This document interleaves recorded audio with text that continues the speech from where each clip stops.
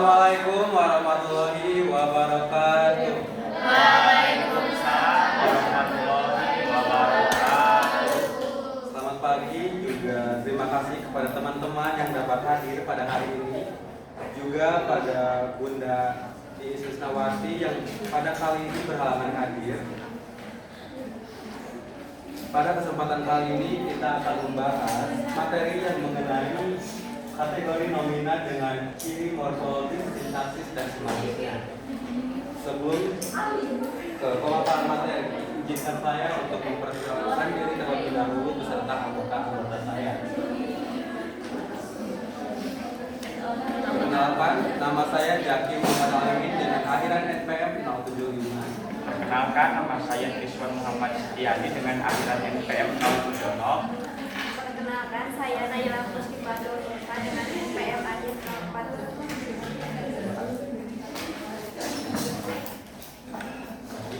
Langsung saja kita mulai untuk pemateriannya. Untuk pemateri pertama yaitu mengenai latar belakang yang akan dijelaskan oleh saya sendiri.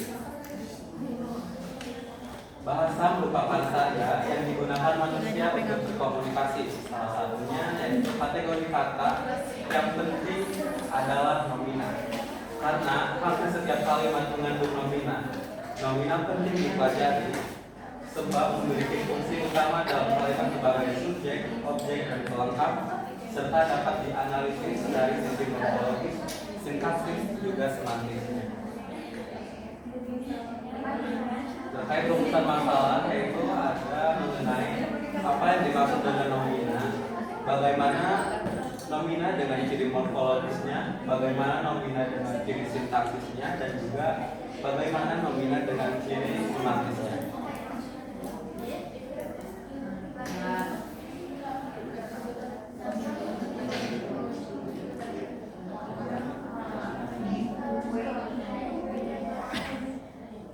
Langsung saja kepada pemateri yang kedua yang akan disampaikan oleh Naila kepada Naila. Jadi terima kasih kepada moderator yang telah mempersilahkan saya untuk menyampaikan materi mengenai pengertian nomina.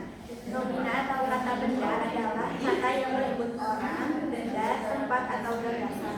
Nomina memiliki fungsi yang luas yaitu bisa menjadi subjek, objek, predikat, keterangan, bahkan predikat dalam suatu kalimat. Nomina yang berfungsi sebagai subjek yaitu pelaku atau pokok pembicaraan dalam suatu kalimat, seperti dalam kalimat ibu memasak di dapur. Nah, ibu di sini berfungsi sebagai subjek. Kemudian nomina yang berfungsi sebagai objek yaitu yang dikenai tindakan, misalnya Andi membaca buku. Buku di sini berfungsi sebagai objek.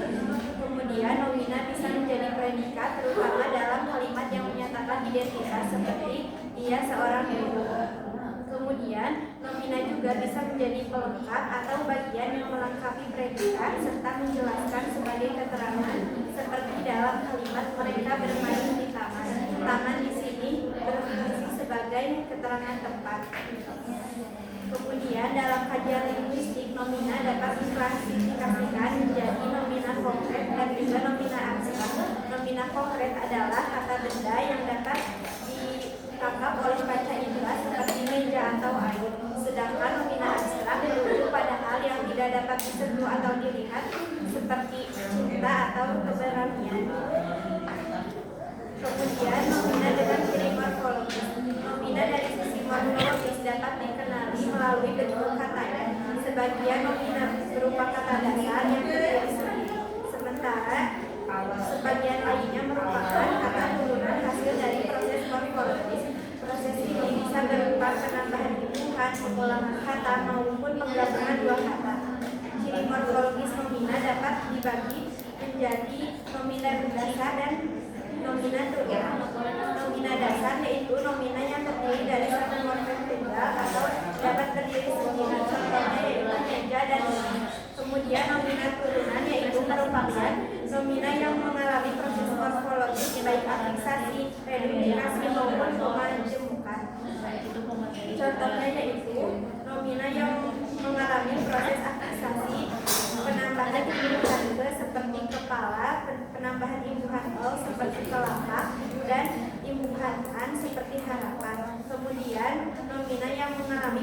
reduplikasi atau pengulangan kata seperti rumah-rumah, buku-buku, dan kemudian yang terakhir yaitu nomina yang mengalami pemajemukan atau penggabungan kata seperti rumah sakit atau tanah air. Sekian yang dapat saya sampaikan, saya kembalikan kepada moderator. Baik, terima kasih kepada Naila yang telah menyampaikan materinya mengenai apa itu nomina, juga mengenai ciri morfologi dari nomina ini. Kemudian selanjutnya yaitu ada pemaparan materi yang kedua oleh Ridwan kepada Ridwan, silakan. Terima kasih kepada moderator. Di sini saya akan menjelaskan materi mengenai ciri sintaksis dan juga ciri semantis. Nomina dengan ciri sintaksis. Yang pertama itu, dalam kalimat yang predikatnya verba, nomina cenderung menduduki fungsi subjek, objek, ataupun pelengkap. Kemudian ada contoh kalimatnya. Mahasiswa universitas itu menulis skripsi. Kata mahasiswa menempati fungsi subjek, sedangkan kata skripsi menempati fungsi objek, yaitu berupa nomina. Untuk ciri yang kedua, nomina tidak dapat diikatkan dengan kata tidak, tetapi kata pengingkarannya adalah kata bukan. Untuk contoh kalimatnya, ibunya tidak seorang dokter. Nah, itu merupakan contoh yang salah. Seharusnya ibunya bukan seorang dokter. Untuk ciri yang ketiga, nomina dapat diikuti adjektiva baik langsung maupun dengan diantarai kata yang. Contohnya, kata rumah ditambah dengan kata besar dapat disisipi dengan kata yang menjadi rumah yang besar. Yang kedua ada nomina dengan ciri semantis. Dari sisi semantis, nomina diklasifikasikan berdasarkan makna atau acuannya. Nomina dapat menunjuk makhluk hidup, benda mati, ataupun hal abstrak yang tidak berwujud. Dengan klasifikasi ini, kita bisa membedakan jenis-jenis nomina yang lebih jelas. Berdasarkan acuannya, nomina dapat dibagi menjadi dua kategori. Yang pertama ada nomina bernyawa. Nomina bernyawa ini juga dibagi menjadi dua, yaitu nomina persona ataupun manusia dan nomina flora dan fauna.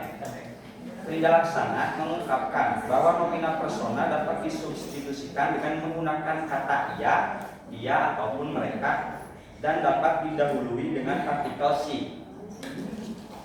Contoh nomina persona. Dari kalimat Rani memenangkan lomba menyanyi bisa diubah menjadi ia memenangkan lomba menyanyi, dia memenangkan lomba menyanyi, ataupun mereka memenangkan lomba menyanyi. Kemudian bisa didahului dengan menggunakan partikel si menjadi si Rani memenangkan lomba menyanyi. Kemudian ada contoh nomina flora dan fauna, yaitu pohon mangga itu tumbuh subur di halaman rumah. Nah, untuk kata pohon mangga tidak bisa disubstitusikan menggunakan kata ia, ataupun mereka, karena kata ganti ia, dia, dan mereka digunakan untuk nomina yang bernyawa ataupun memiliki kesadaran seperti manusia ataupun hewan. Sementara tumbuhan meskipun makhluk hidup tetapi tidak dianggap bernyawa dalam konteks kebahasaan ataupun tidak memiliki tindakan dan perasaan sendiri. Untuk yang kedua ada nomina tak bernyawa. Nomina tak bernyawa merupakan kata benda yang menamai benda-benda yang tidak merujuk pada makhluk hidup seperti manusia, hewan, dan tumbuhan. Contoh katanya yaitu ada kata meja, kursi, dan juga kata lemari. Kemudian untuk contoh kalimatnya, meja itu terbuat dari kayu jati. Nomina meja dikategorikan sebagai nomina tak bernyawa. Untuk yang ketiga ada nomina kolektif. Nomina kolektif adalah nomina yang digunakan untuk menyebutkan benda yang berupa kumpulan. Contoh dari nomina kolektif adalah hadirin, peserta, ataupun para pemuda. Dan yang terakhir ada nomina bukan kolektif. Nah, untuk nomina bukan kolektif ini merupakan nomina yang tidak dapat diperinci ataupun diperinci atas bagian-bagiannya. Untuk contoh katanya ada kata kebahagiaan dan juga kata kemerdekaan. Sedangkan untuk contoh kalimatnya, kebahagiaan itu sulit diukur dengan kata-kata. Nah, untuk nomina kebahagiaan di sini dikategorikan sebagai nomina bukan kolektif karena tidak dapat diperinci bagian-bagiannya. Sekian yang dapat saya sampaikan, saya kembalikan kepada moderator. Terima kasih kepada Triswan yang telah memberikan materinya. Untuk selanjutnya itu ada sesi pertanyaan ataupun sesi. Untuk selanjutnya ada sesi diskusi yang dimana kami akan membuka satu sesi saja kepada yang ingin bertanya. Saya persilahkan. Baik ada Rani, kemudian Lela, juga Selvi. Kepada Lela disilakan. Perkenalkan, nama saya Lela Koja dengan NPM 047. Izin bertanya, apakah pembagian nomina bernyawa dan tak bernyawa itu memiliki fungsi sintaksis dalam kalimat bahasa Indonesia atau hanya fungsi semantis? Misalnya, apakah perbedaan ini mempengaruhi pemilihan kata kerja atau penentuan subjek? Terima kasih. Izin bertanya, dari sisi semantis, apa perbedaan mendasar antara nomina yang menyatakan benda berwujud dan nomina yang menyatakan konsep atau gagasan? Bagaimana hal ini terlihat dalam pemakaian sehari-hari? Terima kasih. Nama saya Rani Ramdhania dengan NPM 073. Izin bertanya, dalam analisis sintaksis, apakah posisi nomina sebagai pelengkap bisa menimbulkan ambiguitas makna dalam kalimat majemuk? Saya ingin dijelaskan dengan contohnya. Terima kasih. Baik, terima kasih kepada Selvi, Rani, juga Lela yang telah bertanya. Izinkan kami untuk berdiskusi terlebih dahulu sekitar 3-5 menit. Baik, sesi diskusi kami telah berakhir. Untuk pertanyaan dari Lela dengan pertanyaan apakah pembagian nomina bernyawa dan tak bernyawa memiliki fungsi sintaksis dalam kalimat bahasa Indonesia atau hanya fungsi semantis? Misalnya, apakah perbedaan ini mempengaruhi pemilihan kata kerja atau penentuan subjek? Itu pertanyaan Lela akan dijawab oleh saya.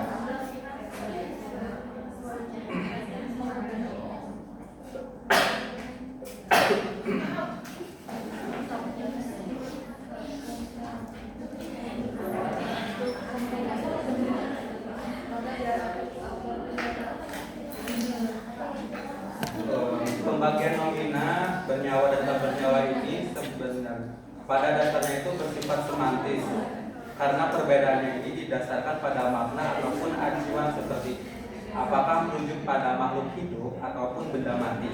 Secara sintaksis, kedua jenis nomina ini tidak memiliki perbedaan fungsi karena keduanya ini sama-sama dapat menempati posisi sebagai subjek, objek ataupun pelengkap dalam kalimat.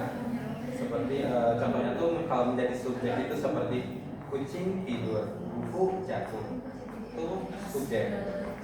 Kalau menjadi objek, dia menendang bola, dia menulis surat, ataupun jika menjadi pelengkap atau keterangan itu seperti misalnya dalam contoh nomina bernyawa, dia menjadi guru. Kata guru ini melengkapi makna verba menjadi, bukan objek. Lalu nomina tak bernyawa ini contohnya seperti rumah itu tampak seperti istana. Nah, kata istana ini merupakan makna verba,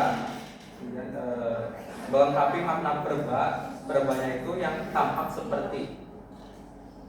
Jadi si istana ini itu pelengkap ataupun keterangan. Lalu namun perbedaan semantis tersebut dapat menimbulkan pengaruh tidak langsung terhadap struktur sintaksis. Misalnya itu seperti pemilihan verba, karena verba tertentu hanya logis digunakan dengan nomina bernyawa. Misalnya seperti anak itu makan nasi, ya masuk akal ya, masih karena subjek itu bernyawa. Namun jika meja itu makan nasi, ya pasti tidak logis karena meja itu kan tidak bernyawa. Nah, lalu yang kedua itu pemakaian pronomina pengganti, sebab nomina bernyawa terutama manusia itu dapat diganti dengan ia ataupun dia. Sedangkan nomina tak bernyawa itu menggunakan penggantinya seperti itu ataupun nya. Contohnya itu seperti ini. Guru itu sudah pulang, dia lelah. Ini benar karena namanya itu bernyawa dan dia menggunakan ia. Lalu untuk yang tidak bernyawa itu contoh banyak seperti ini. Kursi itu sudah patah, ia patah. Ia itu siapa? Karena kan kursi itu tidak bernyawa gitu. Jadi yang benar itu kursi itu sudah patah, itu patah. Seperti itu. Dengan demikian, perbedaan bernyawa dan tak bernyawa ini tidak menentukan fungsi sintaksis secara langsung, tetapi mempengaruhi kesesuaian makna dan pilihan unsur sintaksis lainnya dalam kalimat seperti itu. Apakah sudah cukup puas? Untuk teman-teman, apakah ada yang ingin menambahkan ataupun menyanggah?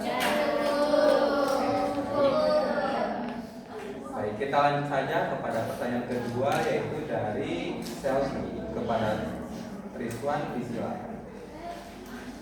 Baik, terima kasih kepada moderator. Di sini saya akan menjawab pertanyaan dari Selvi. Langsung saja ya pada jawabannya. Jadi secara semantis, perbedaan mendasar antara nomina yang menyatakan konsep ataupun gagasan dan juga nomina yang menyatakan benda berwujud itu terletak pada keberadaan dan cara keduanya dipahami oleh Panji Indra. Jadi nomina yang menyatakan benda berwujud mengacu pada sesuatu yang nyata dan dapat ditangkap oleh indera manusia seperti meja, kunci, ataupun bunga. Benda-benda tersebut memiliki bentuk fisik yang dapat dilihat ataupun disentuh sehingga maknanya bersifat konkret. Namun sebaliknya, nomina yang menyatakan konsep ataupun gagasan mengacu pada sesuatu yang tidak berwujud dan hanya dapat dipahami melalui pikiran ataupun perasaan seperti cinta, kejujuran, dan juga kebebasan. Nomina jenis ini tidak memiliki bentuk fisik, melainkan menggambarkan nilai, ide, dan juga emosi.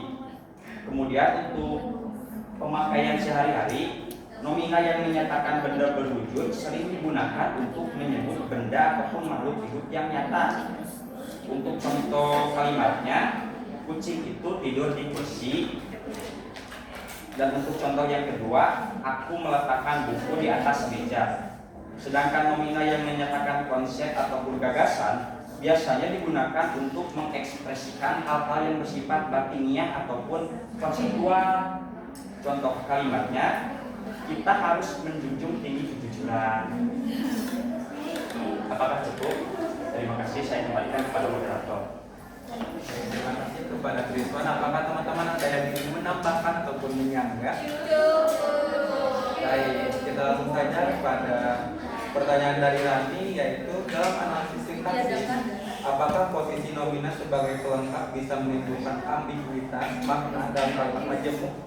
Jelaskan hal itu dengan contoh yang akan dijawab oleh Naila. Kepada Naila, disilakan. Baik, terima kasih kepada moderator yang telah mempersilahkan saya. Saya akan menjawab pertanyaan dari Rani. Posisi nomina sebagai pelengkap dapat menimbulkan ambiguitas makna dalam kalimat satu. Jika hubungan sintaksis antar klausa atau antar unsur tidak jelas, ambiguitas ini biasanya muncul karena nomina tersebut bisa ditafsirkan sebagai pelengkap untuk klausa yang berbeda. Contohnya yaitu Amelia menganggap Rani teman yang baik belajar setiap hari. Nah, yang belajar setiap hari di sini berfungsi sebagai pelengkap, tetapi tidak diperjelas dengan tanda baca, intonasi ataupun struktur yang tepat. Nah, jadi kalimat ini bisa menimbulkan makna ganda. Amelia menganggap Rani teman yang baik belajar setiap hari. Belajar setiap hari tampak seperti pelengkap bagi verba menganggap, padahal sebenarnya belajar setiap hari itu merupakan pelengkap bagi kalimat teman yang baik. Nah, untuk menghindari ambiguitas ini, kalimat tersebut perlu diperjelas dengan tanda baca, intonasi, atau perombakan struktur, yaitu menjadi Amelia menganggap Rani sebagai teman yang baik yang belajar setiap hari. Sekian yang dapat saya sampaikan, saya kembalikan kepada moderator. Terima kasih kepada Naila yang telah memberikan jawaban pada pertanyaan dari Rani. Untuk teman-teman, apakah ada yang ingin ditanyakan atau perlu nyangga? Kita lanjutkan kepada sesi kesimpulan.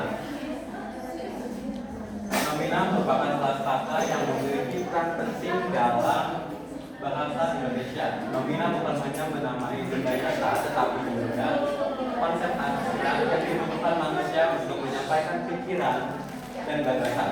Tanpa adanya nomina, sebuah kalimat tidak dapat berdiri dengan jelas.